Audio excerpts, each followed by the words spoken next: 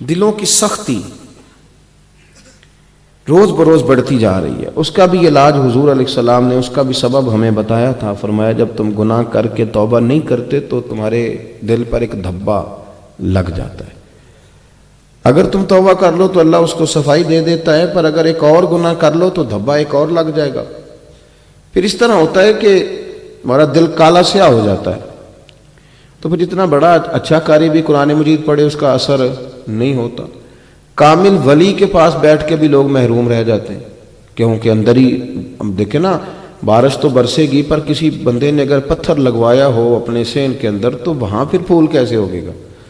تو یہاں اندر بھی تو زمین کا کچھ زرخیز ہونا ضروری ہے. تو میرے بھائی، دل کی سختی، اس کا علاج ضروری ہے، اس پر توجہ ضروری ہے، اس کا خیال کرنا ضروری ہے. سارا زور لگا دیتے ہیں اپنے کپڑوں کے استری کرنے پر اور اپنے روپ کو نکھارنے پر. تھوڑی سی توجہ اگر دی جائے نا، اپنے من میں ڈوب کر پا جا سراغ زندگی. چل تو اگر میرا نہیں بنتا، چل تو اگر میرا نہیں بنتا، چل تو اگر میرا نہیں بنتا، اور نہ بن اپنا تو بن، اپنا ہی بن جا، اپنے ساتھ ہی اچھا سلوک کر لے. تو میرے بھائی، نبی پاک علیہ السلام کی بارگاہ میں صحابہ نے باقاعدہ اس کو مرض کے طور پر پیش کیا. حضور ہمارا دل سخت ہو گیا، اور یقین کریں آج تو بڑے سخت ہو گئے ہیں. کڑواہٹ چھلکتی، تلخی ہے، اس کو بطور مرض کے صحابہ نے پیش کیا. ایک نے عرض کی، یا رسول اللہ صلی اللہ علیہ وسلم دل بڑا سخت ہو گیا ہے، کوئی علاج بتا دیں. تو حضور علیہ السلام، ذرا بات پر غور کرنا. آپ ہمارے ہاں نے ایک یہ رٹا یہ بھی پڑ گیا کہ آپ نظر کریں.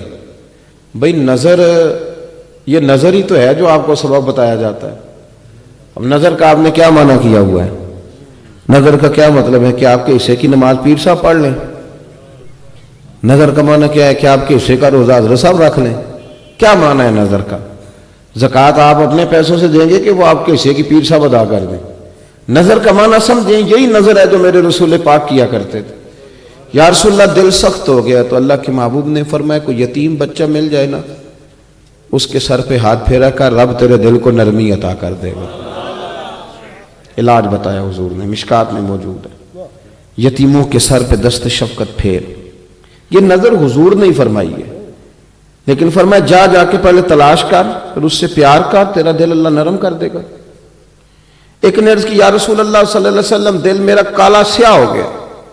حضور میں بڑا بے چین ہوں، بے قرار ہوں، تڑپتا ہوں، روتا ہوں، دل کی سختی نہیں جاتی. تو محبوب کریم علیہ السلام نے انہیں یہ علاج بتایا. فرمایا تو کثرت سے قرآن پاک پڑھا کر، تو کثرت سے قرآن پاک پڑھا کر. اب میں ان دو حدیثوں کو پڑھتا تھا تو میں کھو جاتا تھا. میں سوچتا تھا کہ یہاں جو حضور نے فرمایا ہے کہ قرآن پاک پڑھو، تو اس کو کہہ دیا یتیم کے سر پہ ہاتھ پھیرو. تو دونوں کو ایک علاج کیوں نہیں بتایا؟ کچھ اور علاج بھی ابھی میں آگے بیان کروں گا. تو یہ اس کو کیوں کہا کہ تو قرآن؟ مجھے یوں لگا کہ جیسے نا یہ بندہ زیادہ پڑھا لکھا نہیں تھا، تو اس کو کہہ دیا چل تو یتیم کے سر پہ ہاتھ ہی پھیر لیا کر. اور یہ قرآن جانتا تھا، یہ قرآن کے مفاہیم جانتا تھا. پتہ تھا کہ سورہ ہود پڑھے گا تو تڑپ جائے گا، پتہ تھا کہ سورہ ملک پڑھے گا تو روئے گا.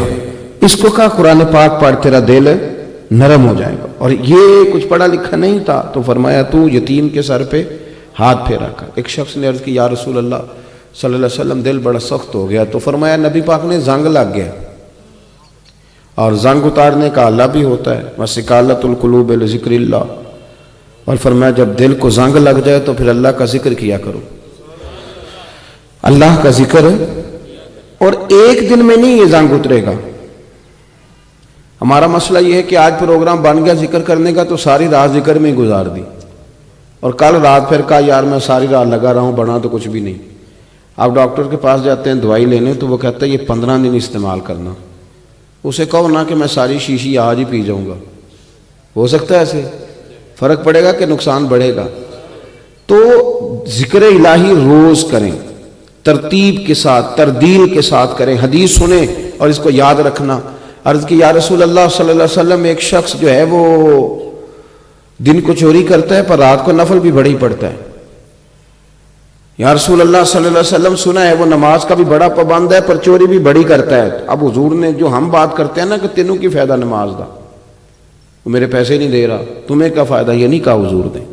یا رسول اللہ وہ چوری بھی کرتا ہے نماز بھی پڑھتا ہے. تو محبوب نے فرمایا اگر نماز پابندی سے پڑھتا رہا نا تو اس کی نماز اسے چوری چھڑوا دے گی. یہ میں دیکھیں آپ کو میں کسی بزرگ کا بھی قول نہیں پیش کر رہا، میں آپ کو بیمار دل کے علاج کے طریقے بتا رہا ہوں تاکہ روحانیت مضبوط ہو جائے. نبی کریم علیہ الصلوۃ والسلام نے فرمایا کہ تو اپنی عبادات پر پابندی کر، ذکر کو روز کریں، تھوڑا کریں پر روز کریں، اس سے دل صاف ہوگا. یہ نہیں کہ آج آپ آئے تھے تو آپ نے کھل کے کر لیا اور کل چھٹی کر لی. دل کو سخت کون سی چیز کرتی ہے؟ گندگی دیکھنے سے دل سخت ہوتا ہے. کیا کروں، ہر جگہ ننگی تصویریں گھوم رہی ہیں، یہ چیزیں سخت کر دیتی ہیں. گانا باجا یہ سننے سے دل کے اندر سختی پیدا ہوتی ہے. میرے بھائی سمجھ لینا اور یاد رکھنا کہ بے حیائی اور فحاشی کے تمام کام دل کو سخت کرتے ہیں. زیادہ ہنسنے سے دل سخت ہو جاتا ہے، سخت ہو جاتا ہے. اور بہت سارے لوگوں پر تنقید کرنے سے، طنز کرنے سے بھی دل سخت ہو جاتا ہے. کثرت گناہ سے بھی دل، امام شافعی سے کسی نے کہا حافظہ کمزور ہو گیا ہے تو فرمایا گناہ چھوڑ دے، علم اللہ کا نور ہے، گناہ گاروں کو نہیں دیا جاتا. اپنے دل کی طبیعت پر تھوڑا غور کریں، ذرا سینس غور کریں. توجہ ہے میری بات پر؟ حضرت موسیٰ کلیم اللہ علی نبینا علیہ الصلوۃ والسلام کوہ طور پہ حاضر ہوئے تو رستے میں ایک شخص ملا. اس نے عرض کی حضور جیسے جیسے میرے گناہ بڑھ رہے ہیں نا میرے رزق میں اضافہ ہوتا جا رہا ہے. ہم تو کہتے ہیں نا کہ میرا سکہ چل رہا ہے، میرا سکہ چل رہا ہے.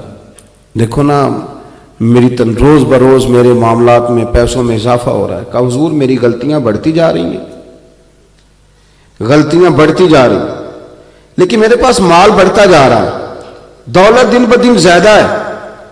تو حضرت جی ذرا مجھے پوچھ کے بتائیں کہ میرے رب کا میرے بارے میں ارادہ کیا ہے، ارادہ قدرت کیا ہے کہ میرے ایک طرف عیب بڑھتے جا رہے ہیں، دوسری طرف دولت بڑھتی جا رہی ہے. حضرت موسیٰ کلیم علیہ السلام نے اللہ کے حضور عرض کی مالک تیرا بندہ سوال پوچھتا ہے کہ گناہ میرے روز بروز بڑھ رہے ہیں اور اس کے ساتھ ساتھ اے اللہ رزق میں بھی اضافہ ہوتا جا رہا ہے، تو ماجرا کیا ہے؟ تو رب کریم نے فرمایا کہ اسے ابھی بھی سمجھ نہیں آئی، اسے ابھی بھی سمجھ نہیں آئی. وہ جو میں نے اس سے صبح کی دعا کی لذت لے لی ہے تو وہ میری سزا ہی ہے. جب تہجد کے نفل چھوڑ گیا تو یہ سزا ہی ہے. یہ جو اب وہ مسجد کی حاضری نہیں دیتا تو یہ سزا ہی ہے. آپ یقین کریں بھائی، جب لوگ غریب ہوتے ہیں تو بہن کا پتہ لینے جاتے ہیں. جب لوگ غریب ہوتے ہیں تو وہ گھنٹہ گھنٹہ ماں کی قبر پہ بیٹھ کے قرآن پاک پڑھتے ہیں. جب وہ غریب ہوتے ہیں تو غریب کا دکھ، کسی کے گھر میں کسی کا انتقال ہوتا ہے تو رو پڑتے ہیں، لیکن پھر سیانے ہو جاتے ہیں، پھر مالدار ہو جاتے ہیں، پھر کبھی کبھی فنکار ہو جاتے ہیں، پھر اداکار ہو جاتے ہیں، پھر ان کا لب و لہجہ بدل جاتا ہے، پھر دل کی سختی بڑھ جاتی ہے، پھر یہ کہتے ہیں کہ اب ان کو تو عقل ہی نہیں ہے، یہ تو شعور والے نہیں، یہ تھوڑی محنت کرتے تو یہ بھی آگے نکل جاتے. پھر لوگوں کے عیب دکھائی دینے لگتے ہیں، پھر روحانیت ختم ہوتی ہے، دل کا ذوق تباہ ہوتا ہے. آپ یقین کریں لوگوں کے دل سخت ہیں، لوگ لوگوں پر ظلم کر رہے ہیں. لوگ ذرا سا کسی سے گاڑی کی بریک تیز ہو گئی تو شیشہ نیچے کر کے یوں بولتے ہیں کہ جیسے یہ کھائیں گے، مار ڈالیں. ایک دوسرے کے لیے دلوں میں روز بروز نفرتیں جنم لے رہی، طبیعتیں سخت ہو گئی. بچے ماں باپ کے حق میں، ماں باپ بچوں کے حق میں، جو بڑے قربت کے رشتے تھے وہاں دراڑیں پڑنے لگی ہیں. ہمارے اندر کے روگ بڑے واضح ہو کر سامنے نظر آنے لگے ہیں.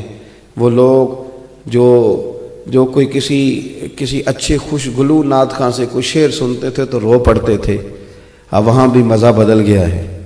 اب آنسو نہیں آتے، اب لفظ واہ واہ، اب تو سبحان اللہ بھی تھوڑی تھوڑی ختم ہو گئی. اب تو ہمارا رویہ جو ہے وہ اس قدر عجیب و غریب آیا ہے کہ وہ محسوس ہی نہیں ہوتا کہ یہ کوئی مذہبی ماحول ہے کہ یہاں کوئی طبلہ سرنگی کا مزاج چل رہا ہے. خدا را اپنی روحانیت کو، اپنے تقوی کو، اپنے دل کے مزاج کو. پتہ ہے میرے نبی کریم علیہ السلام نے کیا فرمایا؟ فرمایا تقوی یہاں ہوتا ہے دل میں، تقوی دل میں ہوتا ہے. اس دل سے پوچھو، اس سے پوچھو کہ اندر کی کیفیت کیا ہے. میں نے کچھ دن پہلے اپنے دوستوں سے کہا تھا، میں نے کہا یہ جو لوگ بہت سارے مفتیوں سے فتویٰ لینے جاتے ہیں نا، یہ بنیادی طور پر گنجائش ڈھونڈ رہے ہوتے ہیں، کہیں سے کوئی گنجائش مل جائے. اور کسی نہ کسی طریقے سے لوگ ناجائز کی طرف، کوئی انشورنس کے نام پہ، کوئی بینک میں پیسے رکھ کے کسی اور نام سے، کوئی کاروبار کے نام پہ، کوئی کسی دھبے سے، کوئی کسی دھبے سے اپنے دل کو سیاہ کرتے. لقمہ حرام جب پیٹ میں جاتا ہے تو طبیعت سیاہ ہو جاتی، پھر بڑی بڑی چیزیں اثر نہیں کرتی. اللہ کے بندے اپنا درد بچا کے رکھتے تھے، وہ کوشش کرتے تھے کہ کیفیات ان کی جو ہیں وہ ٹھیک رہیں. وہ غور کرتے تھے کہ روحانیت میں تو کوئی گڑبڑ نہیں ہو گئی، کہ اندر کا ماحول تو نہیں خراب ہو گیا.